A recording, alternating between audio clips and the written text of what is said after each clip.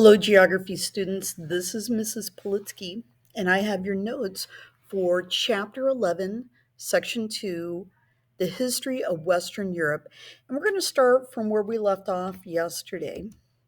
And so we're ready for number 31. There was a great tension between the United Kingdom and Ireland during and after the 1840s because Ireland had experienced what is known as the Irish potato famine. The potato had been a major crop for the Irish farmers. And unfortunately, starting in 1845, something known as the late blight, which damaged a lot of the crops. And if you look at the picture down below, it's kind of an example of blight that you might find on a potato. If you've ever cut them up and you've seen the dark spotches, you kind of know what I'm talking about. But uh, it was widespread. And as a result, it pretty much destroyed the crop, which was not only feeding lots of the people, but also a crop that they would sell. But it led to a lot of people dying of starvation over the next 5 years. The sad part about this is that the British government, which had pretty much been governing Ireland, did not provide the Irish with the needed support to combat the famine. And what ends up happening is there are a lot of people that suffer as a result. Um, Conditions were so bad that another million Irish immigrated to the United States starting at the end of the 1840s and kind of going well into the 1870s. And even to this day, this is a source of kind of resentment between the British government and the people of Ireland. Moving ahead, in number 32, World War One began in 1914. It was kind of known as the war to end all wars, but it involved pretty much all of the major European powers due to a lot of rivalries for power, for new territory, and economic issues. A lot of times people talk about kind of the main causes of this war.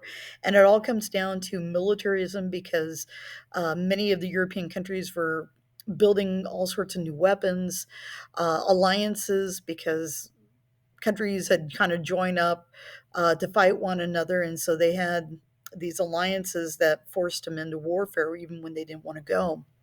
Imperialism, which is kind of this fight for territory, and this deep pride known as nationalism.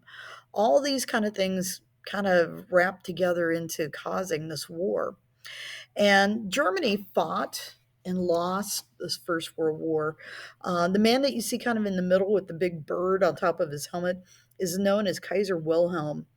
He was kind of the emperor of Germany, and he is the guy who gets probably the unfortunate credit for actually getting this war propagated. Just remember, it was an assassin that starts World War One. This guy named Gavrilo Princip, who shot the nephew of Emperor Joseph over here.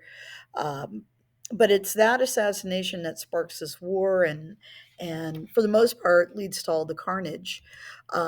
Germany is going to be blamed for basically starting the war and forcing a lot of other countries to be involved in it. And when the war ends, they're also forced to pay what is known as reparations as a form of punishment. But it's kind of like paying for damages. This war kind of leads to an economic depression when it ends. And some say it led men like Adolf Hitler and his Nazi party to seek the former glory of Germany. By September of 1939, World War II began when Germany attacked and invaded Poland. And it's going to go on until 1945. The Nazis believed that Germans were a superior race, and they carried out kind of systematic genocide of the Jewish population known as the Holocaust, which was the government sponsored murder of around 6 million Jews. In the end, roughly 12 million people would be killed by the Nazis during the course of the Second World War, let alone more that would be killed in the site of combat. So, Great Britain. was tested during both of these world wars, both World War One and World War Two. And during the Second World War, the nation was led by Prime Minister Winston Churchill, who encouraged his nation to continue to fight the Germans courageously.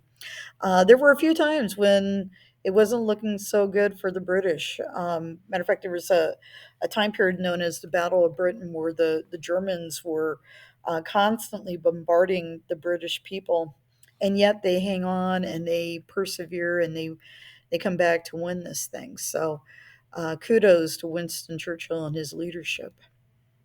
Germany lost during this war to the Allies, which would have been the US, Great Britain, and the Soviet Union or the USSR in 1945.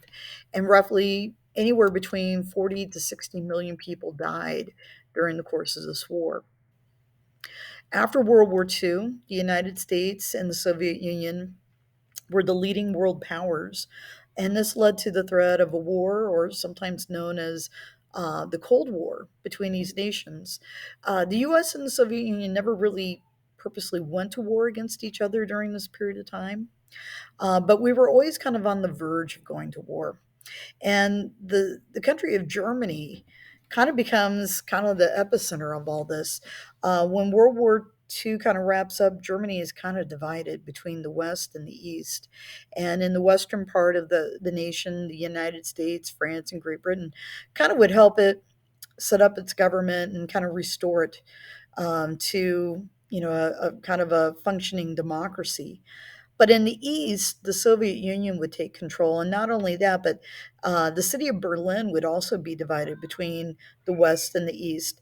And this is going to go on from 1945 until the end of the Cold War, when the Soviet Union collapses in 1991. You might have heard about the Berlin Wall that you see pictured here. This is kind of like the Berlin Wall in the 1960s, shortly after the wall was built. And the wall, before it came down in the late 1980s, early 1990s, the Berlin Wall was built to kind of separate East Germans from the West. And it kind of became a symbol of the Cold War. And when it came down, it kind of noted the end of that. Thank you very much.